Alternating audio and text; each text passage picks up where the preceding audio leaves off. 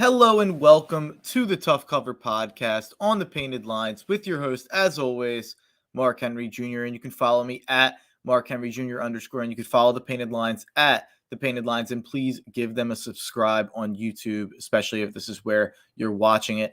It's been too long since I've been here talking to you guys, the Tough Cover clique. But as Chance the Rapper once said, I'm back up in this bitch. And as I am saying right now, I'm up 18 units thus far in the month of December. We are going to keep it moving pretty fast on this episode. So on today's show, I only have 4 NFL picks for today, and coincidentally, they are all in the late afternoon slate.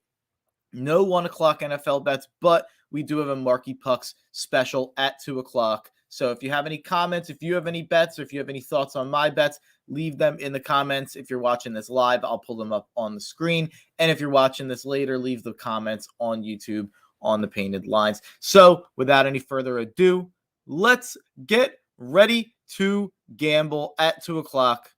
Marky Pucks Special. We're starting out with this, then getting to the meat and potatoes of the NFL slate.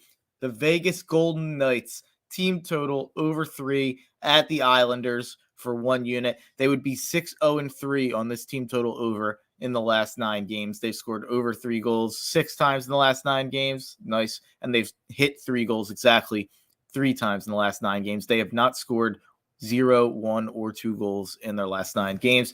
They're going to score on the Islanders.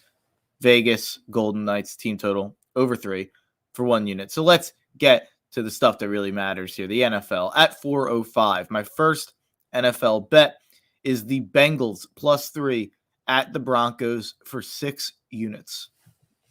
There's going to be 3 big plays here for me today. This is a loser leaves town match. The winner is a legit playoff contender, in my opinion, and division contender if Cincinnati's able to pull off the win.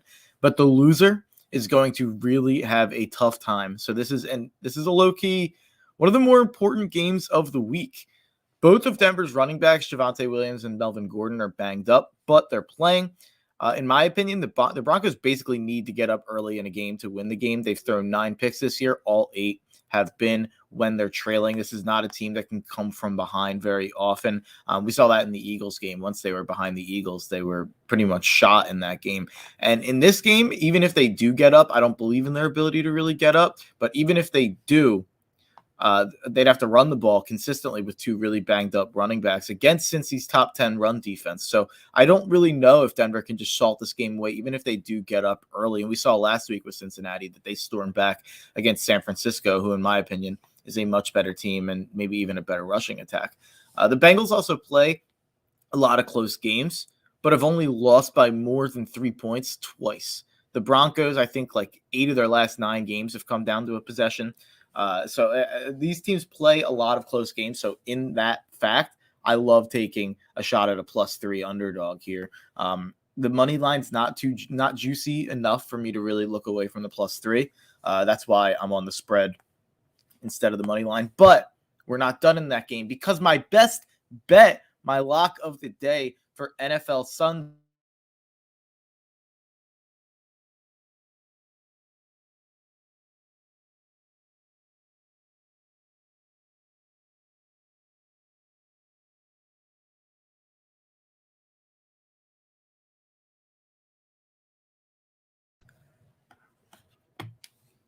sorry about that. Mike got unmuted, but Bengals team total over 20.5, 9 units to win 8 units. They've scored over this total in their last 4 games. 10 of the last 11 games they've scored over this total. And in 11 of their 13 games this season, they've scored over this total. Denver's defense might be pretty good, but they've given up 21 plus in 5 of their last 10 games, so half the time. And they did give up 30 to the Eagles and 34 to the Raiders not that long ago. And even though their defense is good in the classical stats, the points per game, the yards allowed, they're only 19th in pass DVOA defensively and 25th against the run in DVOA defensively. So a lot of that is based on the caliber of opponent that they've built up some of those stats on. I think when you look at some of the teams that they've played that are good offensively, they've been able to have their way most of the time with Denver. I think that happens again today. Bengals team total over 20.5, 9 units to win 8 units. Bengals +3, 6.5 units to win 6 units. So let's get to my other monster play of the day.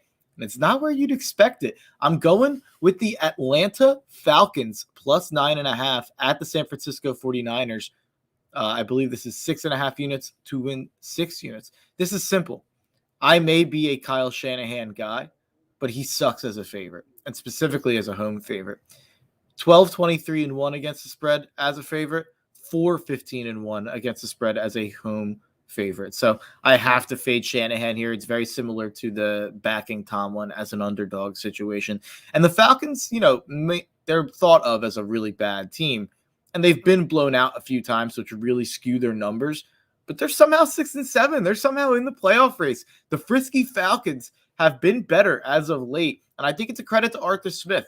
They took care of business against two bad teams, and they hung with Tampa for most of that game. I like them to do the same against San Francisco. I think this is going to be a close game that goes down to the wire, like a lot of Atlanta and San Francisco games seem to do. So let's get to my last play of the day, and this is my matter of respect pick of the day at 425. I've got the Ravens plus 9.5 versus the Packers for 1 unit. I don't like this bet at all. There's a lot of cocoa going on in the Ravens organization, but it's a matter of respect. The Ravens covered my game of the year last week. They covered my previous biggest bet of the year was them against the Broncos earlier on this year. Tyler Huntley played a part in both of those games. Tyler Huntley especially helped in a big way last week on the game of the year. So out of principle, 1 unit play on Tyler Huntley to keep it close. Ravens plus 9.5 versus the Packers for 1 unit.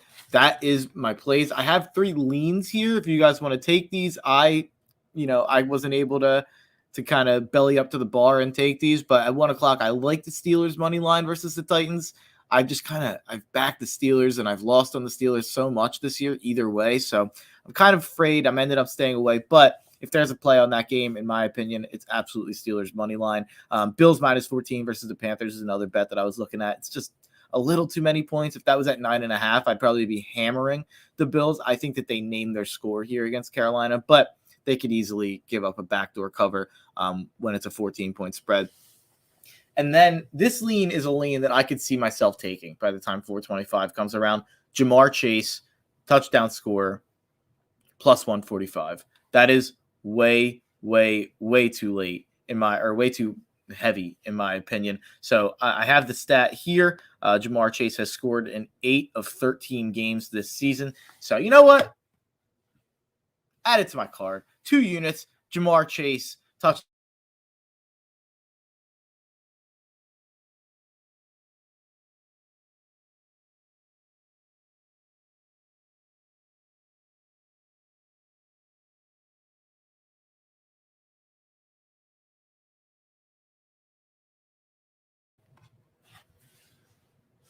In the NFL, I've got the Bengals plus 3, 6.5 units to win 6 units at 405. I've got the Bengals also team total over 20.5, 9 units to win 8 units. And I also just added Jamar Chase, touchdown scorer, plus 145 for 2 units. I have the Falcons plus 9.5, 6.5 units to win 6 units at 405.